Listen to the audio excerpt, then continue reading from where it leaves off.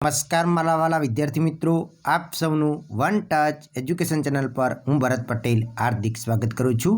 આજના વિડીયોની અંદર આપણે ધોરણ 10 સામાજિક વિજ્ઞાન વિષયની અંદર ગાલા અસાઇનમેન્ટ 2021ના પેપર નંબર 2 જેના આપણે વિભાગ બીનું આજે સંપૂર્ણ સોલ્યુશન જોવાનું છે।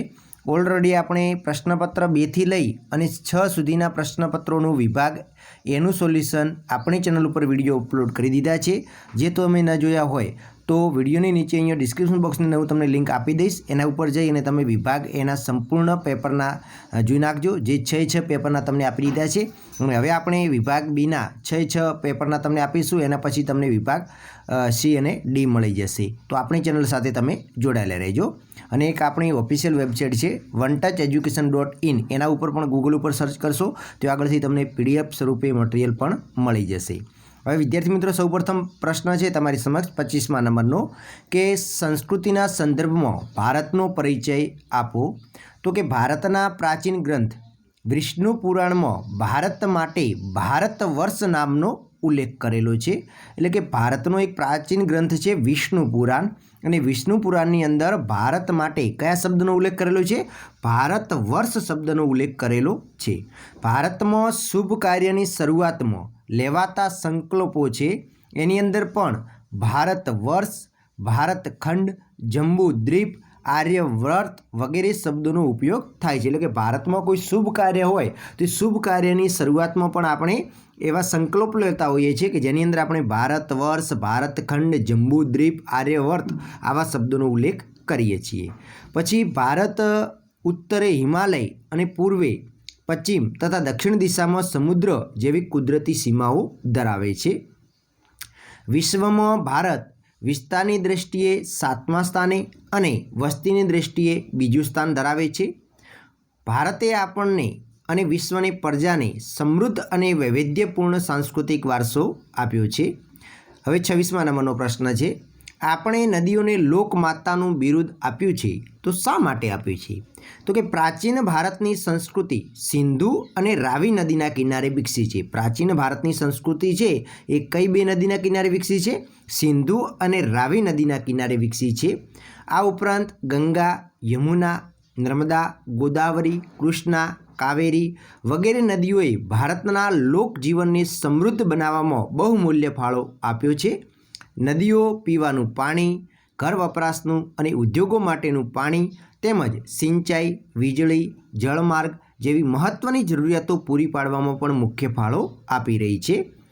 માટીના વાસણો હોય, મકાનો અને લીંપણ માટે તથા ઉદ્યોગોના વિકાસ માટે નદીઓ પાણી પૂરું પાડે છે। પ્રાચીન કાળથી જ નદીઓએ ઉષા અને સંધ્યાના ભૂમિ દ્રશ્યો દ્વારા સુંદર પ્રાકૃતિક વારસો આપણને આપ્યો છે। આમ नदीओनी विविधलक्षी उपयोगिताना कारणे आपणे नदीओने लोकमातानुं बहुमान आप्युं छे।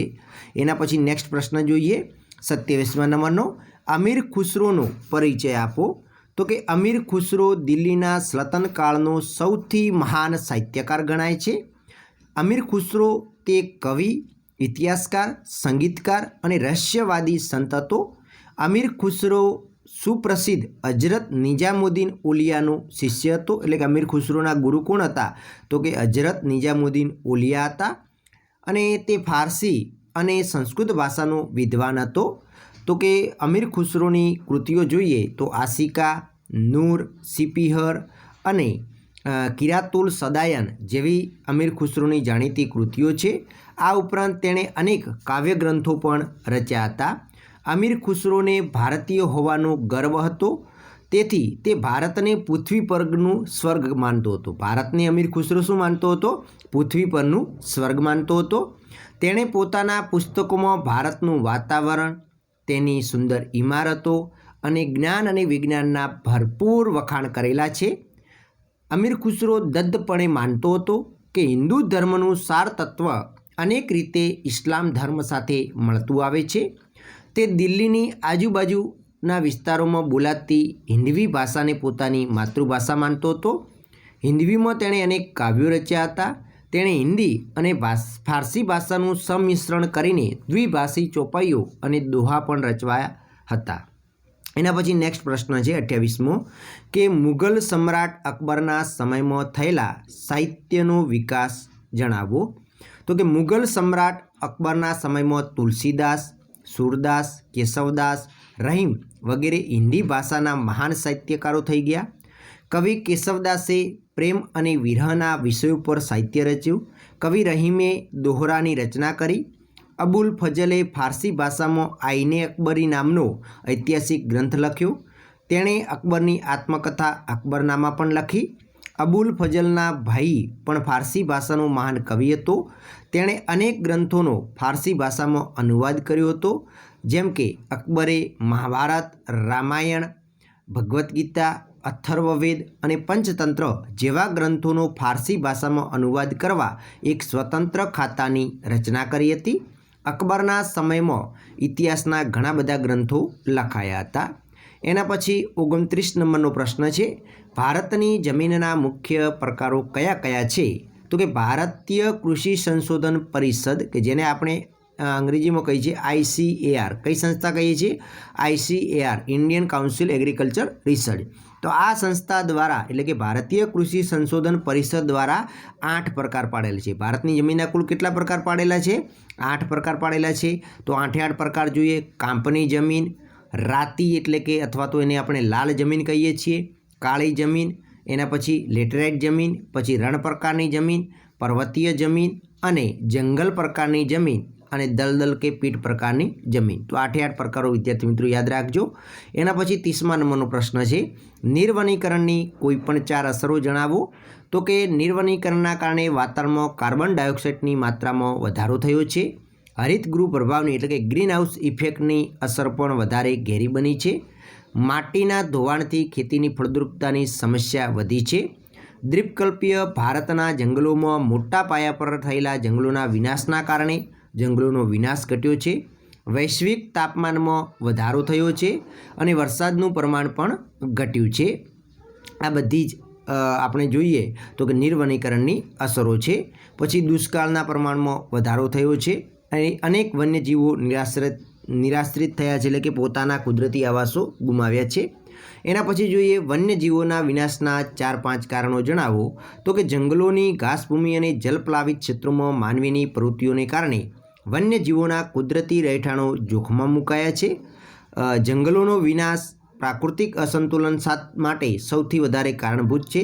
પરિણામે વન્યજીવોની સંખ્યામાં ઘટાડો થયો છે.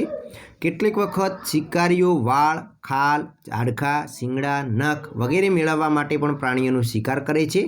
પ્રાણીજન્ય ઔષધિઓ કે સુગંધી દ્રવ્યો મેળવવા માટે પણ શિકાર કરવામાં આવતો હતો, જેના કારણે અનેક વન્ય પ્રાણીઓ લુપ્ત થયા છે.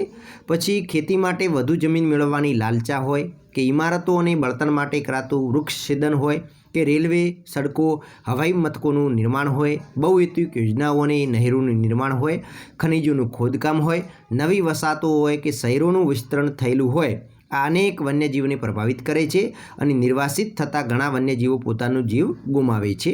એના પછી 32મા નંબરનો છે, જળ સંસાધનની જાળવણી માટેના ઉપાયો જણાવો.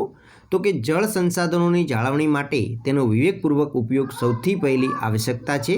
બીજી જરૂરી જળ સંચયનની છે, એટલે કે જળ સંચયન માટે વધુમાં વધુ જળાશયોનું નિર્માણ, વધારાનું જળ ધરાવતી નદી બેસિનમાંથી ઓછું જળ ધરાવતી નદી બેસિનમાં જળનું સ્થળાંતર અને ભૂમિગત જળ સ્તર ઉપર લાવવાનો પ્રયાસ જરૂરી છે. જળ એક રાષ્ટ્રીય સંપત્તિ છે. દેશના બધા જ વિસ્તારો માટે તેની ન્યાયની ફાળવણી થાય એ જોવાની સરકારની ફરજ છે. આ અંગે કોઈ આંતરરાજ્ય જળ વિવાદ હોય તો તેનો જલ્દીથી ઉકેલ લાવવો જરૂરી છે, જેથી નદીઓ પર બંધ બાંધીને થતા જળાશયોનું નિર્માણ અટકી ન પડે. જળ સંસાધનોની જાળવણી માટે જળપ્લાવિત ક્ષેત્રોનો વિકાસ અને વૃષ્ટિ જળ સંચયન અને બહુ એ અગત્યતાનો ઉપયોગી છે. એના પછી નેક્સ્ટ પ્રશ્ન 33મો જોઈએ. તો કે ખેતી આધારિત ઉદ્યોગમાં કાપડ પછી બીજું સ્થાન ધરાવતા ખાંડ ઉદ્યોગ વિશે સમજ આપો. તો ભારતમાં ખેતી આધારિત ઉદ્યોગમાં કાપડ પછી ખાંડ ઉદ્યોગ દ્વિતીય ક્રમે છે. ખાંડ ઉદ્યોગ શેરડી પર આધાર રાખે છે, એટલે કે ભારતમાં પુષ્કળ શેરડી પાકતી હોવાથી ગોળ અને ખાંડસરી મળીને ખાંડના ઉત્પાદનમાં ભારતનું સ્થાન વિશ્વમાં પ્રથમ ક્રમે છે. શેરડી વજનમાં ભારે છે અને બગડી જવાનો ગુણ ધરાવે છે. કપાયા પછી તે સુકાવા લાગે છે અને તેમાં સાકરનું પ્રમાણ ઘટવા લાગે છે. આથી કપાયાના 24 કલાકમાં જ તેનું પિલાણ થવું જરૂરી બને છે। આના કારણે જ લીધે ખાંડના કારખાના શ્રેણીના ઉત્પાદક ક્ષેત્રોમાં નજીક સ્થાપવામાં આવે છે। ભારતમાં ખાંડ અને ખાંડસારી બનાવવાના કારખાના ઉત્તર પ્રદેશ, મહારાષ્ટ્ર, તમિલનાડુ, કર્ણાટક, આંધ્રપ્રદેશ, ગુજરાત વગેરે રાજ્યોમાં સ્થાપેલા છે। ગુજરાતમાં ખાંડના કારખાનામાં બારડોલી, ગણદેવી, સુરત, નવસારી, ઓલપાડા, વ્યારા, ભરૂચ, કોડીનાર, તલાલાગીર વગેરે સ્થળોએ આવેલા છે। 34મો પ્રશ્ન છે, ઔદ્યોગિક પ્રદૂષણો વિશે માહિતી આપો। તો કે ઉદ્યોગો થકી પેદા થતા વિવિધ પ્રકારના હાનિકારક વાયુઓ, ધુમાડા, નિસ્રાવ અને ઘન તેમજ તરલ દ્રવ્ય હવા, જળ, જમીન અને ભૂમિને દૂષિત કરે છે તથા મોટા તેમજ ખામીવાળા મશીનો અનિચ્છનીય અવાજો પેદા કરે છે। આ બધાને જ ઔદ્યોગિક પ્રદૂષણ કહે છે। એના પછી જોઈએ કે ધનિક ભારતમાં ગરીબો વસે છે, વિધાન સમજાવો। તો કે ભારતના વિવિધ પ્રકારના વિપુલ કુદરતી સંસાધનો ધરાવતો એક સમૃદ્ધ ધનિક દેશ છે, પરંતુ દેશમાં એ સંસાધનોનો ઉપયોગ કરવાના પૂરતા સાધનો અને ક્ષમતાનો અભાવ છે। દેશમાં એ અંગેના શિક્ષણ, તાલીમ અને કૌશલ્યની સંગીન વ્યવસ્થાનો પણ અભાવ છે। દેશની પંચવર્ષીય યોજનાઓમાં આર્થિક વિકાસનું આયોજન પણ ખામીયુક્ત રહ્યું છે। આમ ભારત વિપુલ કુદરતી સંસાધનો ધરાવતો ધનિક દેશ હોવા છતાં તેના દેશની પ્રજાની સુખાકારી અને કલ્યાણ માટે યથોચિત ઉપયોગ થઈ શક્યો નથી। પરિણામે દેશમાં ગરીબીનું પ્રમાણ ઘટ્યું નથી। તો આપણે જાણી શકીએ છીએ આથી કહી શકાય કે ધનિક ભારતમાં ગરીબો વસે છે। એના પછી નેક્સ્ટ 36મા નંબરનો પ્રશ્ન છે કે નીચે આપેલો લોગો કઈ સંસ્થાનો છે એ જણાવો। તો અહીંયા લોગો આપેલો છે, તમે અહીંયા જોઈ શકો છો કે આ લોગો ચિત્ર પરીક્ષામાં આવા ચિત્રો પૂછાશે। તો આ લોગો કઈ સંસ્થાનો છે? તો આ જે વાત કરીએ તો કે ઉત્પાદનોની ગુણવત્તાની ચકાસણી કરવા માટે ભારત સરકારે 1947માં ઇન્ડિયન સ્ટાન્ડર્ડ ઇન્સ્ટિટ્યૂટ એટલે કે ICIની સ્થાપના કરી હતી અને એ સંસ્થા એના પછી પાછળથી બ્યુરો ઓફ ઇન્ડિયન સ્ટાન્ડર્ડ એટલે કે BIS તરીકે ઓળખાય છે અને આ સંસ્થા એ પોતાના માલની યોગ્ય ગુણવત્તા ધરાવતા ઉત્પાદકોને ISIનો માર્કો વાપરવાનો પરવાનગો આપવામાં આવે છે। આઈ હોપ કે વિદ્યાર્થી મિત્રો આ વિડીયો તમારા માટે ખૂબ જ ઉપયોગી હશે। નેક્સ્ટ ઝડપથી આપણે પેપર 3નું પણ લઈને આવીશું, 4નું પણ લઈને આવીશું, 5નું પણ લઈને આવીશું અને સમગ્ર ગાલા અસાઇનમેન્ટના પ્રશ્નપત્રોનું સોલ્યુશન, ફૂલ સોલ્યુશન તમને આપવાનું છે। તો ચેનલને સબસ્ક્રાઈબ કરી નાખજો અને વિડીયો પસંદ આવ્યો તો લાઇક અચૂક કરો। જય હિન્દ, જય ભારત।